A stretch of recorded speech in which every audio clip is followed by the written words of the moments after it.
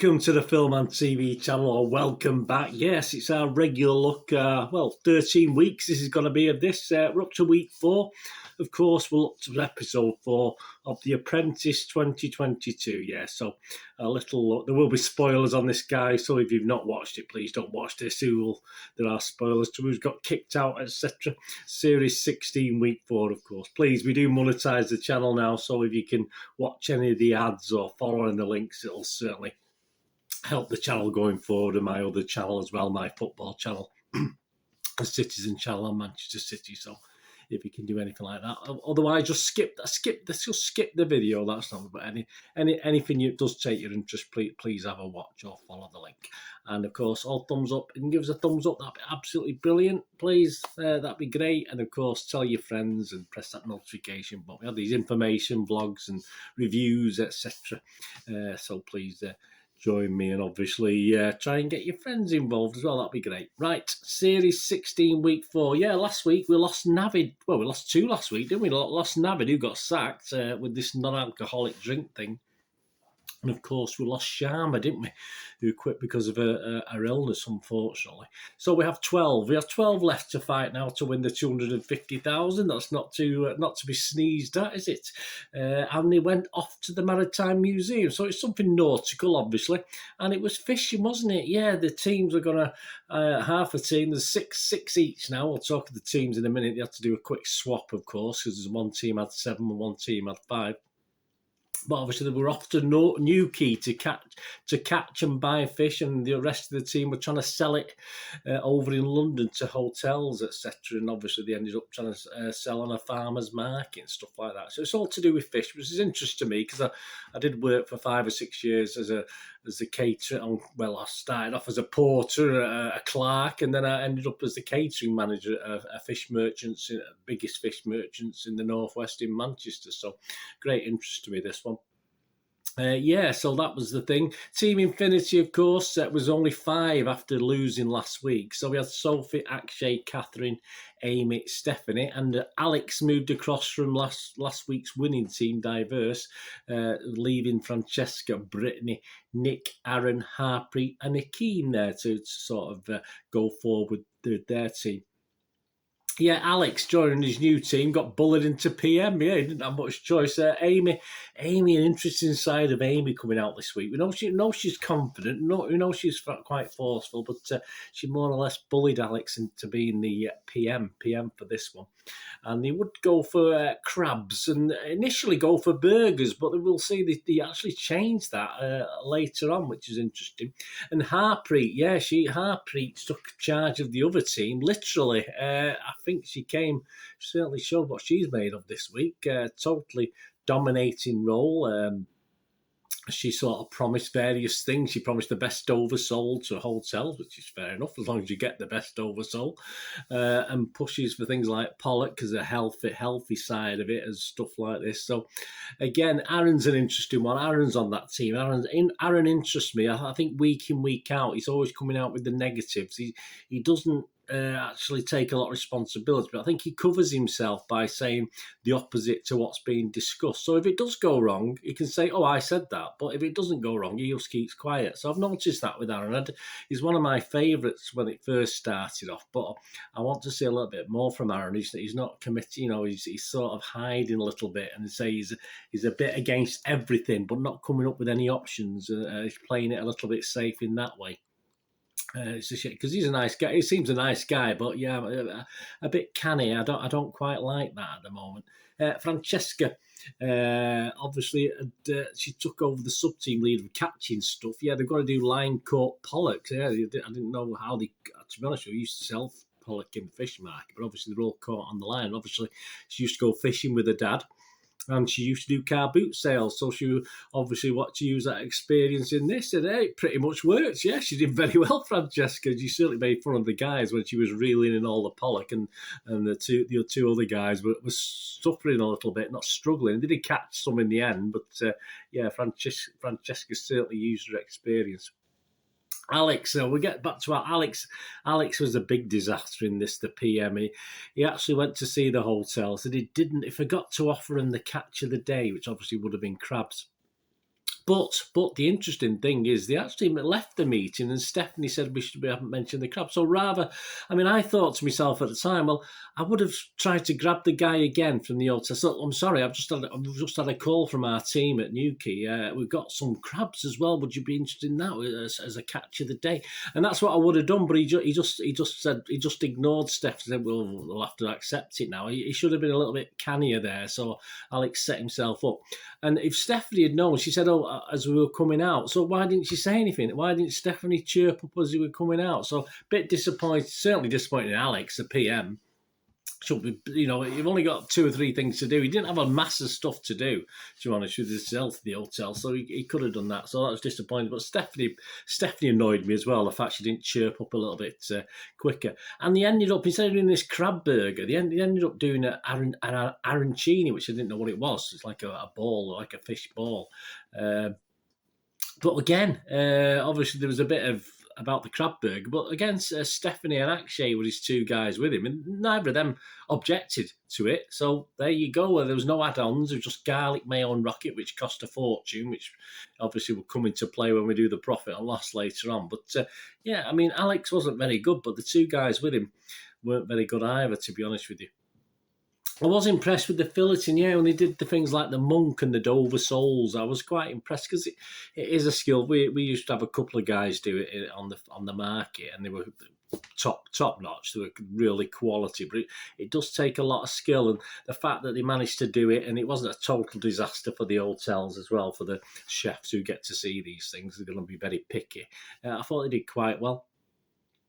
Diverse picked tacos, of course. Again, plenty of negativity there from Aaron again, as when that was decided, when they were making it and when they were decided it. So again, I'm sort of losing a bit of interest in Aaron as a possible winner, to be honest with you. I want him to seem a bit more sticking up and standing up and doing something rather than just criticising everybody else.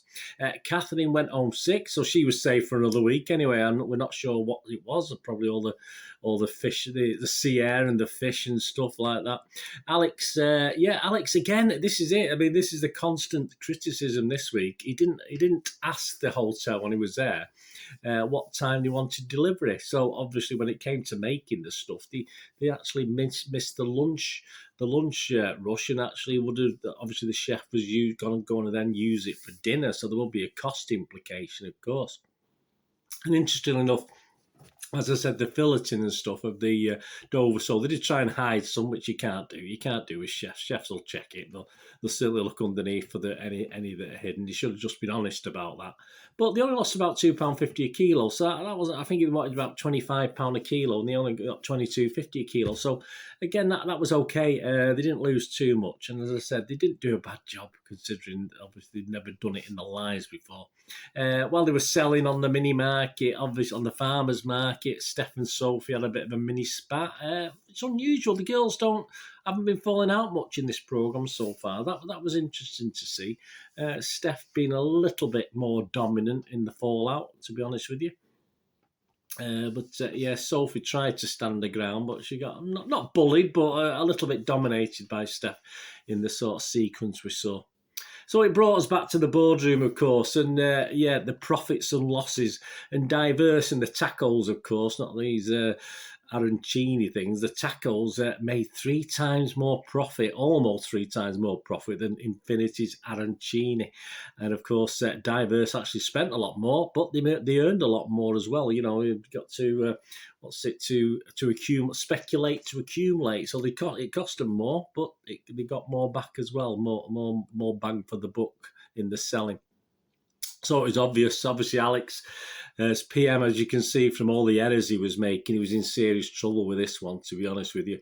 And Lord Sugar did say it was the worst failure he'd seen. I think he's been a bit over the top for dramatic effect there. Well, I think we've seen a lot worse than that over the 16 series.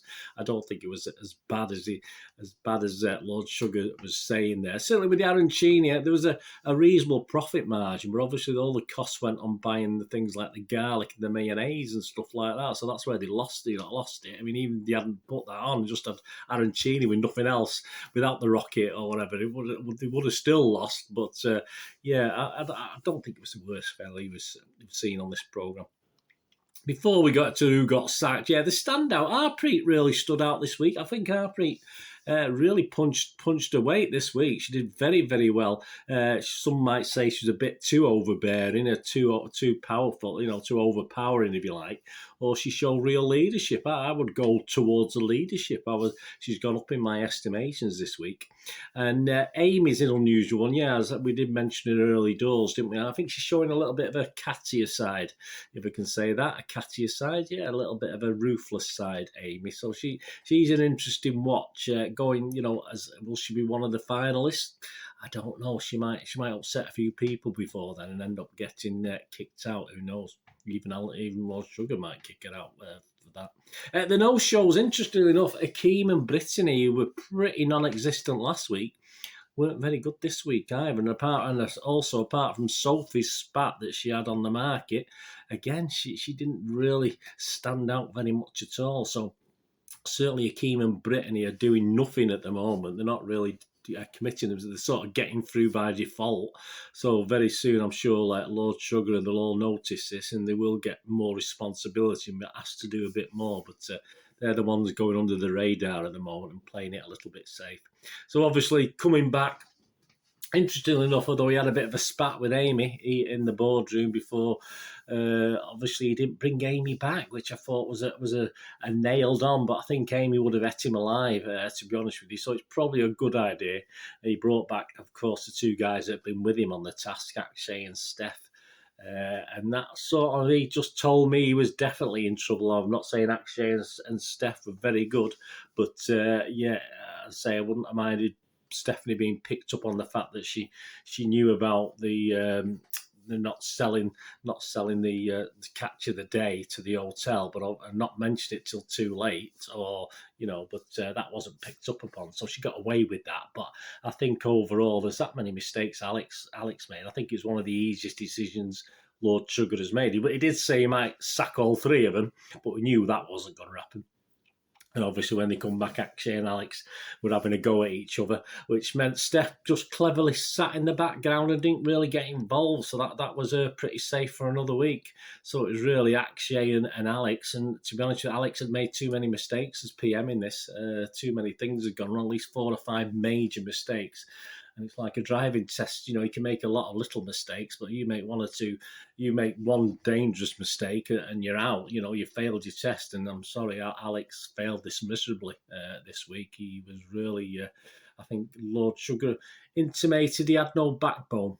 Well, there you go. On your fired, yeah, as far as the panel on said 2-1 that he should have been fired, which is okay.